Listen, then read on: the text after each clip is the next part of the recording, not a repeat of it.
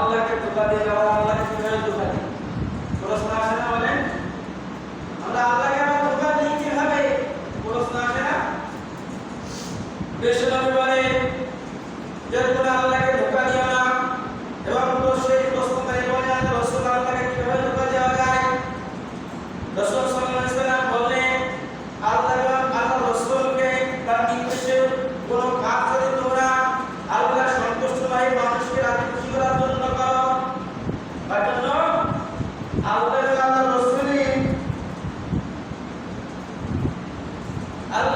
রাসূলের কাজগুলো নির্দেশনা যে কাজ বিধান কোন আছে তোমরা মানুষকে রাজি খুশি করার জন্য করেছো, মানে তোমরা মানুষকে রাজি খুশি করার জন্য করেছো, করার জন্য সেই আল্লাহ তাআলাকে তোমরা ধোঁকা দিয়েছো, তাকে মানুষকে দেখানোর জন্য করেছো।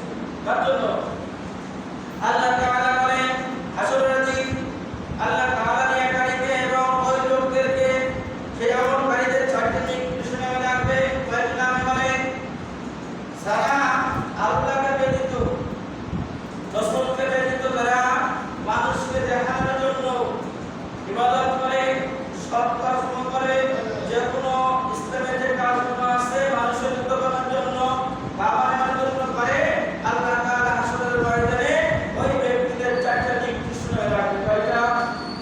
আল্লাহ চারটি নির্দেশনা তাদেরকে থাকবে।